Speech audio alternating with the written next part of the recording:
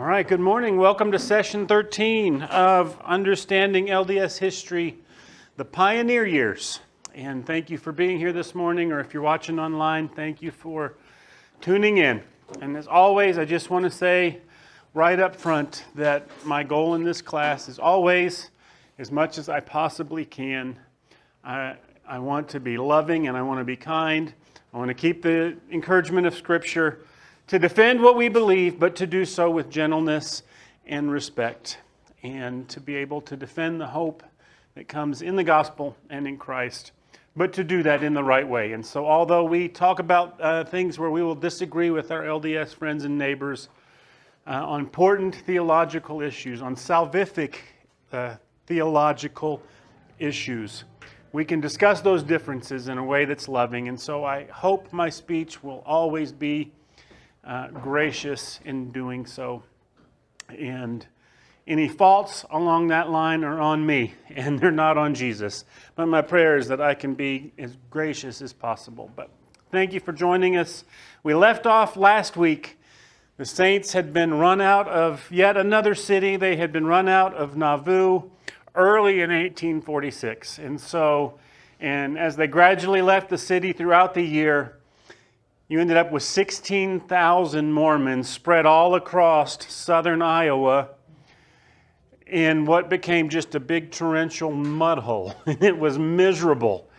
And trying to get across to southern Iowa. And they ended up setting up encampments along the way and little communities along the way and way stations as people continued to kind of straggle out of Nauvoo. But Israel's camp, that vanguard group, that first group that was largely made up all of the leaders, they made it across Iowa by the middle of June and came to modern-day Council Bluffs, Iowa, on the banks of the Missouri, right across from what's modern-day Nebraska. And Brigham's intention initially was to get to Utah in 1846, or at least get an initial group to Utah in 1846 that could plant crops and have a harvest there when everybody else eventually got there. And it rapidly became apparent through the year that they weren't going to make it in 1846, which left the question of, what do we do? We got 16,000 people spread out everywhere here. If we can't make it to Utah and get across the mountains and in time before winter, what are we going to do in the meantime? And a couple things ended up influencing that decision. One of the big things that happened was not long after they arrived in Council Bluffs, Captain James Allen arrived as a representative of the United States Army, and he was on a recruiting trip because the United States had just recently gone to war with Mexico.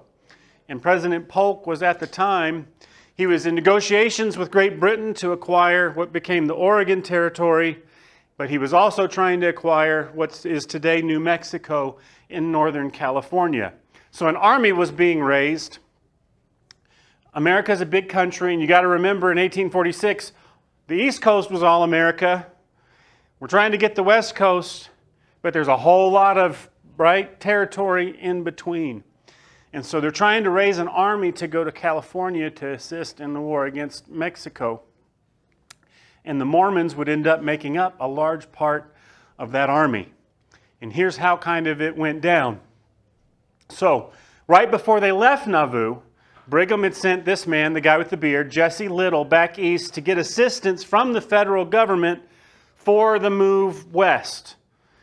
Because 16,000 people is a lot of people, but 16,000 poor people, and most of them were, when they left Nauvoo,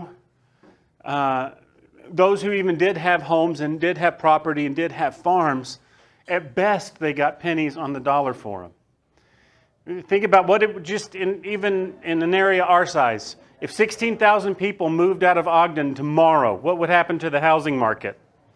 Right? It would plummet because you have way more houses available than you have buyers. And so most had, if they got anything for their places in Nauvoo, they got very little.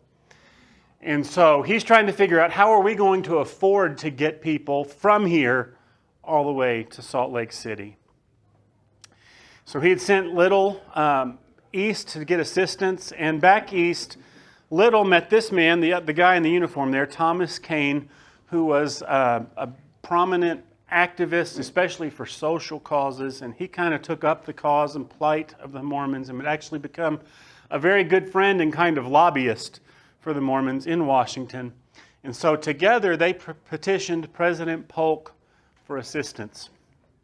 And this was the letter they sent to the president. Little said, "Our brethren in the West are compelled to go, and we in the Eastern country are determined to go and live, and if necessary, to suffer and die with them. They, as well as myself, are true-hearted Americans. Many are sons of the Revolution," that's Revolutionary War veterans, "and they're true to our country and true to its laws, true to its glorious institutions. We are good Americans," which is, if you've been following along, you might know every message from the church in recent years has been America's going down, right? Jesus is coming back and America's going to burn, and we're going to be the only. They have not been friendly at all to the United States government, and but we're singing a different tune now because they need assistance. And so this is the kind of thing you say. We are great Americans. We love America. We fought in the Revolutionary War. America's wonderful. And we have a desire to go. We're going out west, but we want to do it under the outstretched wings of the American eagle. We would like to do it with the support of the United States government. From 12 to 15,000 have already left Nauvoo for California, and many others are making ready to go. We have about 40,000 in the British Isles, and there are yet many thousands scattered throughout the states. Thousands are looking to me for help, and I cannot, yea, I won't give myself rest until I find means for the deliverance of the poor. In this thing I am determined, and if I cannot get it in the land of my fathers, I will cross the trackless oceans where I trust I shall find some friends to help. There's a little bit of an implied threat there. If you don't help us, I'll go to the British for help. And I'll try to get help from England, who's also tied up with the United States over Oregon right now. So there's some politics going on here. But, Mr. President, I have the fullest confidence in you, and we are truly your friends. So they petitioned President Polk, who Polk didn't have any real animosity towards the Mormons. When they had pressured him to send federal troops to Nauvoo to try to get him out of Nauvoo, he refused to do so. He said, "I won't interfere with them on the ground of their religious faith, however absurd it might be considered to be," which I think that's a very good American position to take. You have a right to believe what you want. So he said, "I'm not going to send troops because they believe different." However, he expected the Mormons to settle in the Pacific coast, and he ended up authorizing the enlistment of the Mormons to conciliate them, to attach them to our country, and prevent them from taking part against us.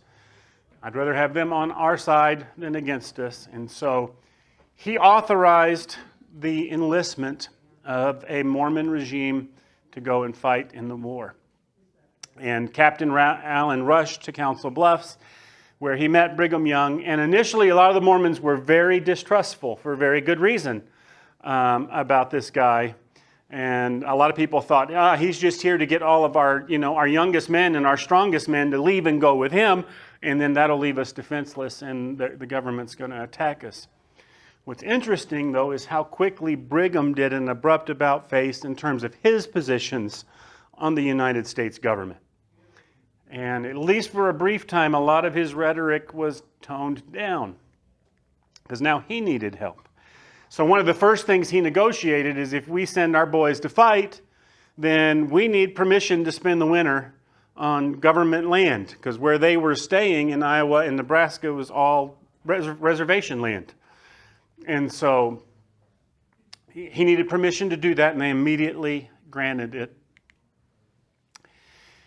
And Brigham had started with a dream. He wanted to settle. You might remember we've talked about his dream was to settle outside of the United States.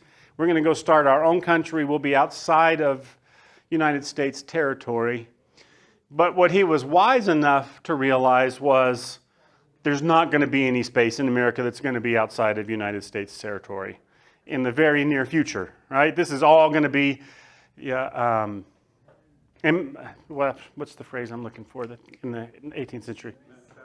Manifest destiny. Thank you. Right? This is right. We are spreading west fast, and eventually this is all going to be America. And he was wise enough to realize that. So in a letter he wrote to President Polk that summer, he said, should we locate within the territory of the U.S., we anticipate we would esteem a territorial government of our own, which is essentially what they would eventually have for a long time in Utah. When Utah became a territory, Brigham would be the first governor. The territorial legislature, everybody on it was Mormon, and they essentially did have their own territorial government for quite a few years. At any rate, what the church needed now and what Brigham needed right now, more than anything, was cash. And so they authorized the enlistment. He was on board with this enlistment of Mormon soldiers, and he traveled across all over Iowa to all of these encampments, preaching around campfires and from wagon tongues, encouraging young men to enlist. And eventually 500 men enlisted, and the Mormon battalion was formed. And what's really interesting is it remains to this day the only military unit in American history formed solely on the basis of religion. So they enlisted 500 men, and those soldiers immediately forked over all the money they got for enlisting and their pay. They immediately turned it all over to the leaders of the church, who promised to care for their families while they were away. And the Mormon battalion set out for California from Iowa. It's a long way from Iowa to California. And their march to California remains to this day the longest infantry march in the history of the United States. And it took them a while to get there, and in the end, the way it all worked out, they eventually got to San Francisco, but they never really saw any combat or any fighting. Things were pretty much wrapped up, and it never reached them where they were. But by the time their enlistment was done, the saints had made it to Salt Lake, and they rejoined their families in Salt Lake. This is the last known picture of the Mormon battalion in 1896. It kind of a reunion of the soldiers who still remained 50 years later. But that's an interesting story. It provided a lot of cash flow for the church when they really needed it. But despite all of that, a couple years later, Brigham was singing a different tune about President Polk and was very bitter.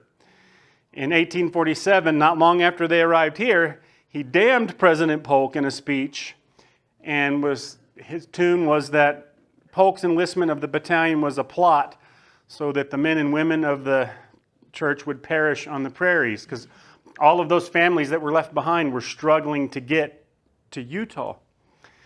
And he alleged then that if he had refused to form the Mormon battalion, Missouri was going to send 3,000 men in to destroy them if they tried to cross the Missouri River, which wasn't really the case.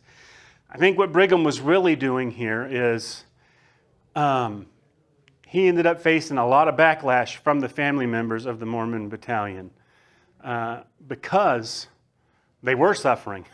Their husbands had turned all their pay over to the church. Now they're suffering and they can't get to Utah. And he faced a lot of criticism for that. And if you think about it, he took that money and he used that money to buy supplies for the whole church, for everybody. Well, that necessarily means that those soldiers' families aren't going to get as much. When you're taking it, instead of spreading it out over 500 people, you're spreading it out over thousands of people. So they suffered in the absence of their husbands and fathers while they were away. And he got criticized pretty harshly for it. And in the end, the reality was he just made promises. There was no way he could have kept them, right? His promise to take care of all of the soldiers' families while they were gone. The reality was there was just no way he could do it. But when he started hearing complaints, this is the way he often reacted to criticism. He said this about the people who were complaining: I know the lowest scrapings of hell were in that battalion. All of their counsel and wisdom, talking about all the wives who are complaining, there are many good women, but all of their counsel and women don't weigh as much with me as the weight of a fly turd. So that's what he thought of their criticism. And he had tried to take care of them. To be honest, he had tried. He had appointed several dozen bishops to look after them, to try to provide for their needs. And after the migration started west, he was urging them over and over again to bring these families with them. But the reality was everybody was broke. Everybody was doing good just to get here themselves. And so some of those families got left behind. It was logistically a nightmare. And he couldn't keep the promises he had made. They just didn't have the resources to do it. But really, he probably could have smoothed the whole thing over. And this is just indicative of the way he would come to lead, with an apology. If he'd just gone to those families and said, I'm so sorry, I know we said we would care for you, but here's the reality of the situation, right? It's just, we're trying. The money's not there. We're spread thin, whatever. If he'd have just apologized and said, my bad, it probably would have gone a lot smoother. But Brigham, whenever he was confronted or criticized, he tended to dig in his heels and get pretty defensive. Which, in fairness to him, aren't we all kind of guilty of that sometimes? When we feel like our decisions are being questioned. So anyway, the Mormon Battalion's a unique piece in history, but it also was an important piece in providing the funding to eventually get a lot of the church here. So it was decided in that same period, we can't get there this year. We're going to have to stay here till at least next spring. So we're going to be here for a year. So it was decided that the Camp of Israel, that vanguard group, would cross the Missouri over into the Nebraska territory and winter there, while everybody else gathered on the other side throughout Iowa. So 3,500 saints made that initial crossing and settled on the site of what came to be known as winter quarters. But think about the reality of just the logistics of that, where you go, okay, this is just a big prairie. We have to live here for the next year before we can leave. You got to make some kind of place to live. What are we going to eat? It's already July. How are we going to have enough crops to make it through till next spring? What are our animals going to eat? Right? Just of a group of people that big was a logistic nightmare. But they were able to throw together a somewhat structured city in that short amount of time, which is amazing to me. One advantage for the church in winter quarters is that everywhere they had been so far, in Kirtland and in Far West and in Nauvoo, it had been somewhat of a mixed lot. There was a lot of people there who weren't Mormon, right? The old settlers and all the other people who were around that had been a problem. This provided them the first chance they had ever had. Brigham said, we are going to have a pure church. Right? It's just us. Right? There's nobody around now that's not Mormon. It is just us. And so he said, before we go west, we are going to be a pure church. And he began to, in winter quarters, have some pretty strict discipline. Where there's instances where he had young men flogged for making improper advances toward women and things like that. So very strict, rigid discipline within the church. But it also gave them the opportunity to begin talking about things they had never really been able to talk about before. Because you might remember, the church has still never admitted, to this point in time, they still haven't admitted publicly to the doctrine of polygamy. And at this point in time, they still haven't even talked about it amongst the church as a whole. Even though there's quite a few people practicing polygamy at this point, it's only really the people, the apostles and the people they have approached and brought into it. But they haven't made it public with the church as a whole. And so winter quarters allowed them a place where they could begin to be a little more relaxed and in the open about some of those things. But it's also a place where I think Brigham at least began to learn, wow, this polygamy sounds like a great idea, but it's really complicated when you try to live it out. And he experienced that firsthand in winter quarters because, right, he married, and you'll have to forgive me, I've tried. Names are a struggle for me. It's just a constant, I have 4 kids and 1 wife, and I never call any of them by the right name. So I cannot keep up with all of his wives and exactly how many he has along the way. We know he took an additional 14 really quickly in Nauvoo and a couple more in these in the intervening years. But it was all so fast, and they hadn't really sorted out how they're going to live together and what's this going to look like. And so you start to see at winter quarters, it's actually kind of messy in terms of what it looked like. But a lot of the women were on board. One of his wives, who we'll look at her story in more detail in a minute, but Zena Huntington Smith Young, so had been a wife of Joseph Smith, and now she's been sealed. She was sealed to Smith for time and eternity, but she's sealed to Brigham for time, right, for the rest of his life. And so he had taken her on as a wife, and she said about winter quarters, here we had now openly the first examples of noble-minded, virtuous women bravely commencing to live in the newly revealed order of celestial marriage. And I think we tend to think a lot of times about polygamy. We go, all of those poor, poor women and how miserable they must have been. Some were, but some loved it, or at least made a game effort, if we're being fair, and we're not totally opposed. And she would have fallen into that camp. But it wasn't easy for everybody. One of Brigham's new wives, Emily, was still, he's at winter quarters. She's still sitting in the mud in Iowa, somewhere behind. And her sister found her, right, came into the tent one day to see her with her infant son, Edward, who'd been born to Brigham, right? They're just sitting in mud and muck. And she's back there with her family, 100 miles away from Council Bluffs.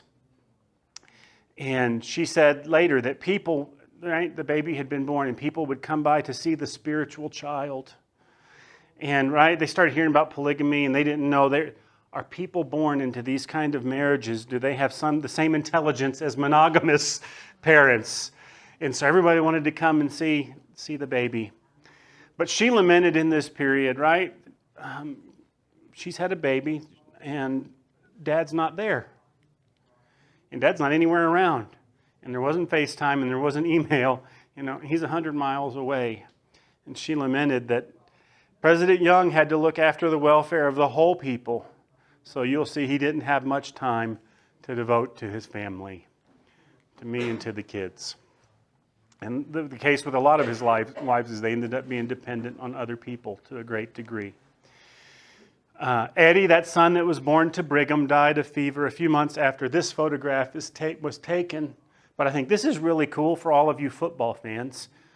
Little Emily, their daughter together, is the great-great-grandmother of Steve Young, who was the Hall of Fame quarterback for the San Francisco 49ers. So he's a direct, there's lots of Youngs in Utah, right? If you have that many wives, you have a lot of descendants. But he's a direct descendant of Brigham Young, which is kind of interesting. So that's his grandma. So Emily was having a tough time. Another one of Brigham's wives, Harriet Cook Young, had stayed behind in Nauvoo when everybody left because she had a baby that week. Right when they started leaving on February 10th, her son, Oscar, was born. And throughout 1846, Brigham was encouraging her to come and join us here. One place he wrote, "Kiss the baby for me. The girls talk a great deal about you." And when you see the girls in these letters, the girls means the wives, right? His other wives. The girls talk a great deal about you and wish you to be with them. They have a tent all to themselves. So, hey, it's great. Come share a tent with them. But Harriet began to have second thoughts throughout 1846 about the marriage and about whether she was going to go.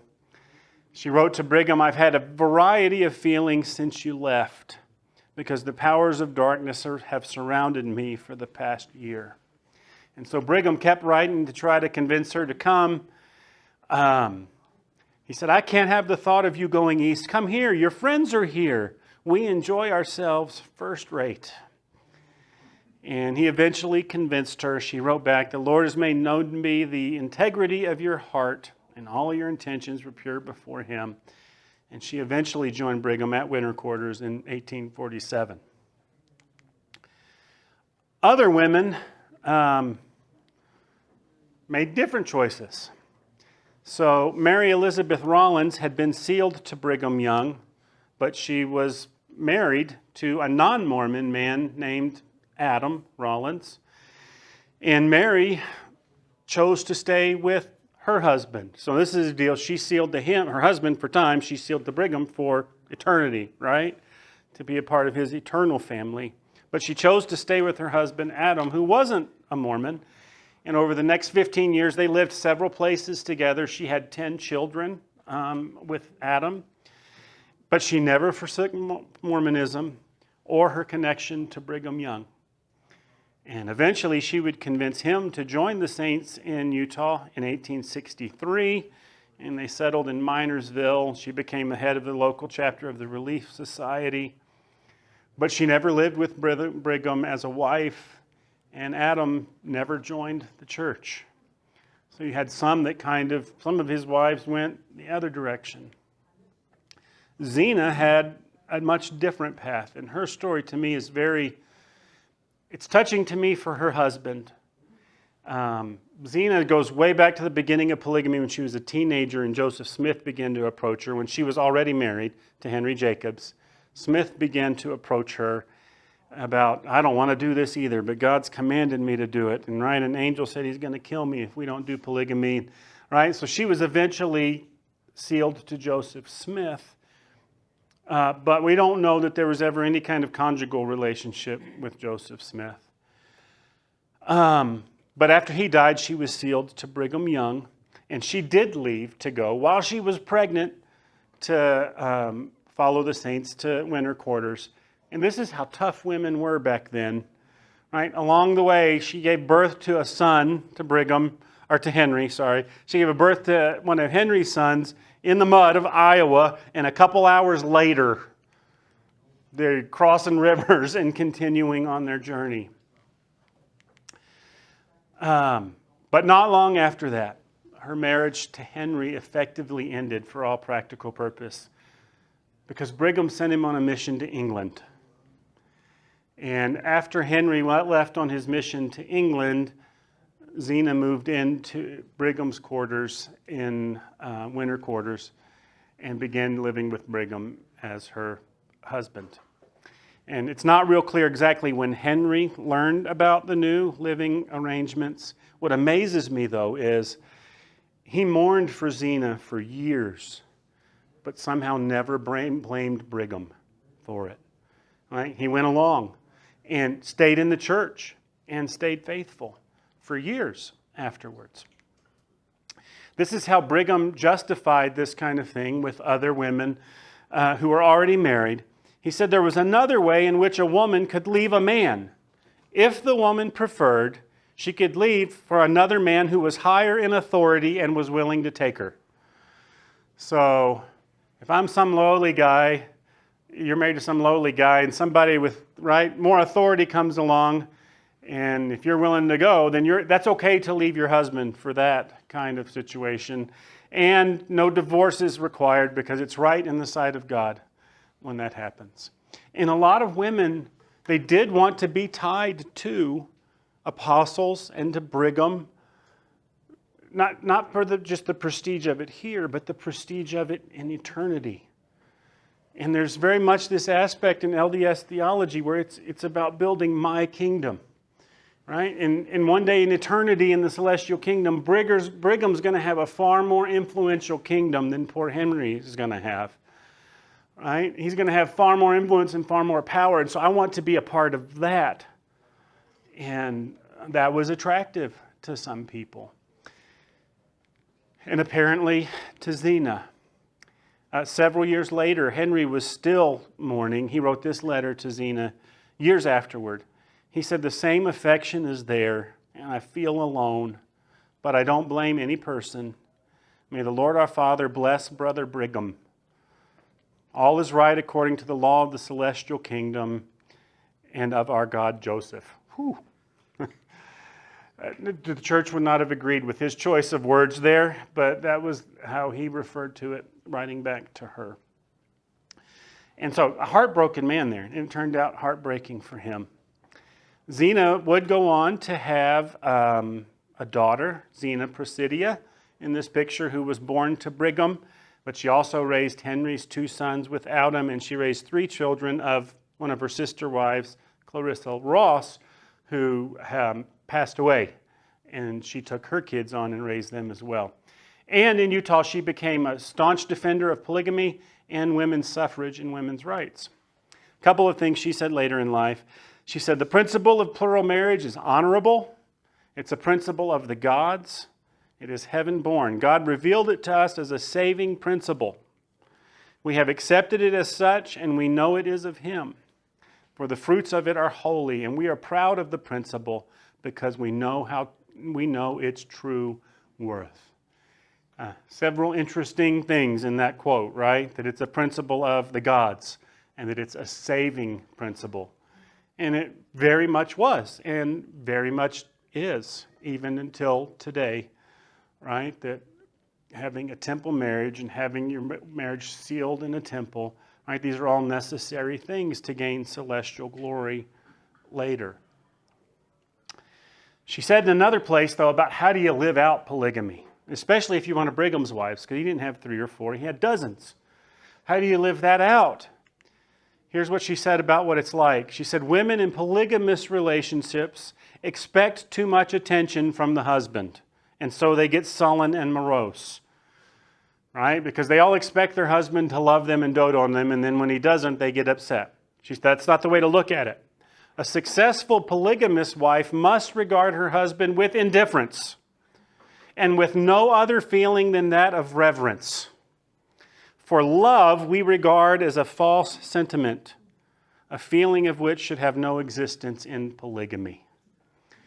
So if you're coming into this, you're expecting some kind of sentimental love or whatever, that ain't going to happen. Just reverence your husband and obey him, but don't expect, right? Don't expect hugs and kisses and lovey-dovey all of the time from him. We don't look at it as, if you can just not look at it as that kind of relationship, you can get by. So her story is a little different than all of the others where she ended up choosing to leave her husband for Brigham.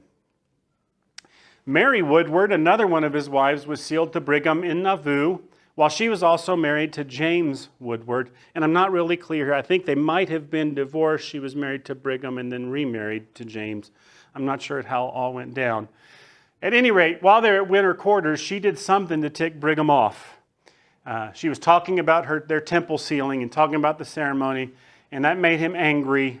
He called her mouth an open sepulcher and told her to consider yourself discharged from me and my counsel.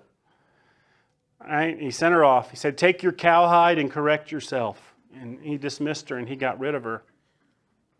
And he did agree graciously, I will give you food and clothes if you need it for the kids. But we're done. And he just sent her off, sent her back to James,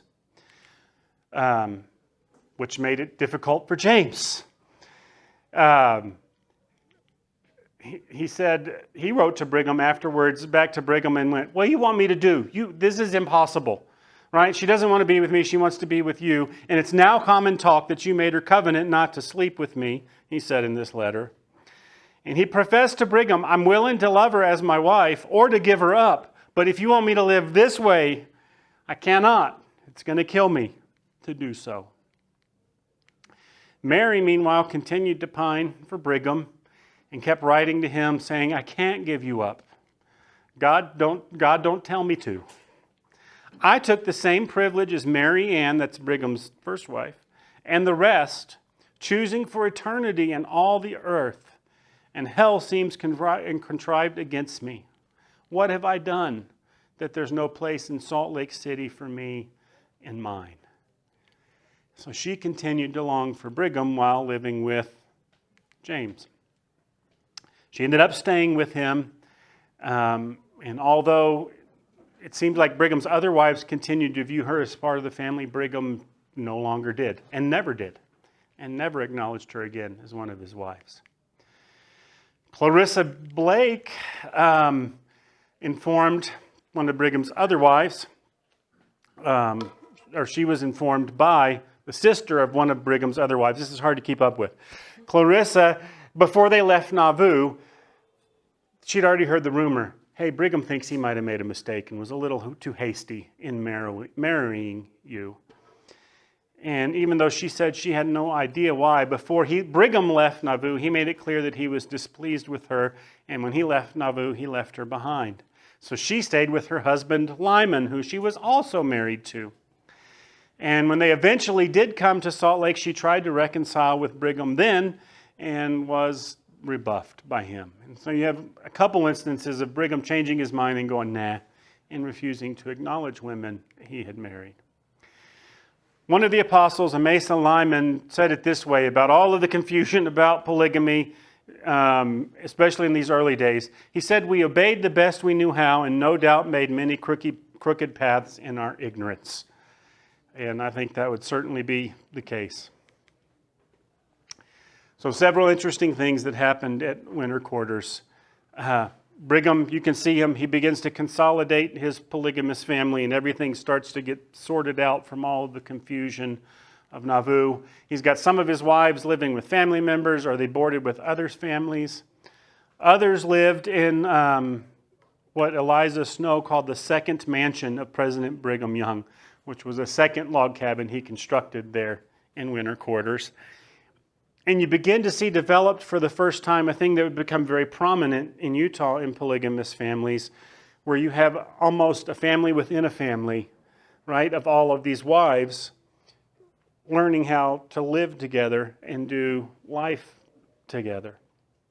Kind of like, I've never seen it, but I guess that's what Sister Wives tries to show today, the TV show.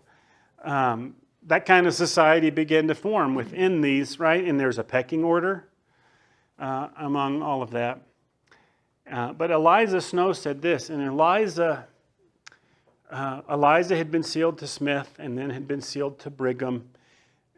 Maybe the most brilliant lady in the church in this time period. She was a smart, educated woman who stayed with Brigham. And their relationship was almost certainly, that we're aware of, it was not ever a sexual relationship, but she stayed and lived with him as his wife for decades and very proudly defended polygamy. She kind of became the poetess of the church, but she was a really bright lady, so we'll see her quoted a lot later on. She said about this time period, "It's truly a glorious time with the mothers and daughters in Zion." Everything wasn't easy, though. Some of the wives complained about, right? Somebody's getting treated better than me. Their quarters are better than me. You're spending more time with them than me. And that was kind of a constant thing. And Naamah complained that her and Mary, Eliza, were sleeping in a wagon in winter quarters. And why do they get to stay in the cabin, right? That kind of thing. Why am I sleeping in a wagon and they have a cabin? One of Brigham's wives, Mary Pierce, died of consumption in March of 1847, right before they left to head west. Louisa Beeman gave birth to a baby boy named Moroni at winter quarters, who would pass away several months later. So it was anything but easy. Meanwhile, what's poor Mary Ann to do? Right? Mary Ann's the first wife.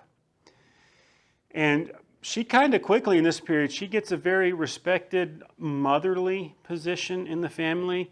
By this time, her and Brigham are in their mid to late 40s.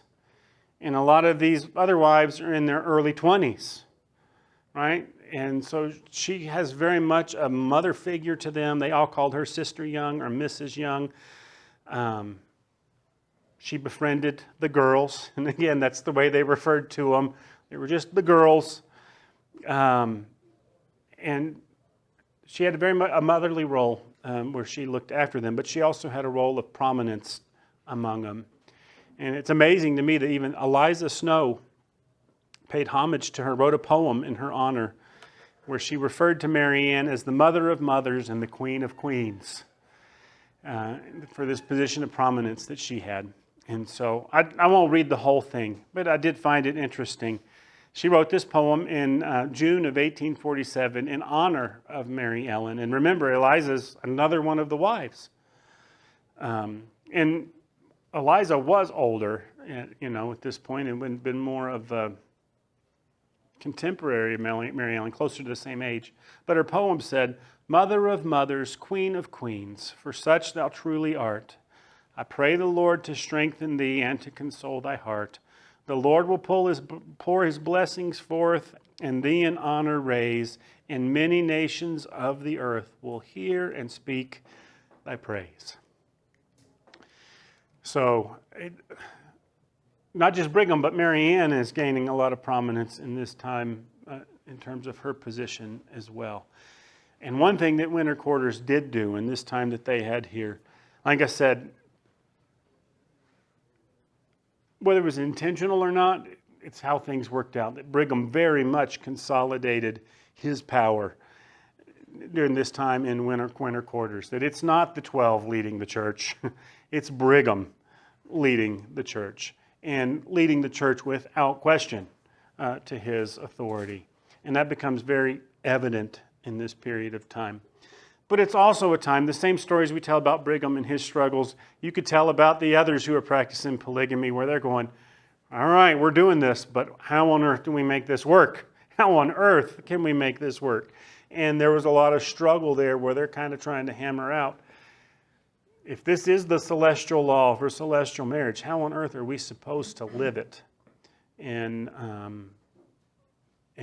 how they actually tried to live that out got pretty ugly along the way, a lot of times.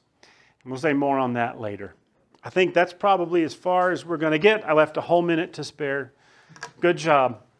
Next week, we will wrap up at Winter Quarters. Like I said, they're going to spend a year there. We'll look more at life in Winter Quarters and preparation for spring of 1847. They're out of there, and we'll begin to look at how is it that they left there and ended up here. So thanks for being here today. God bless you. Have a good week.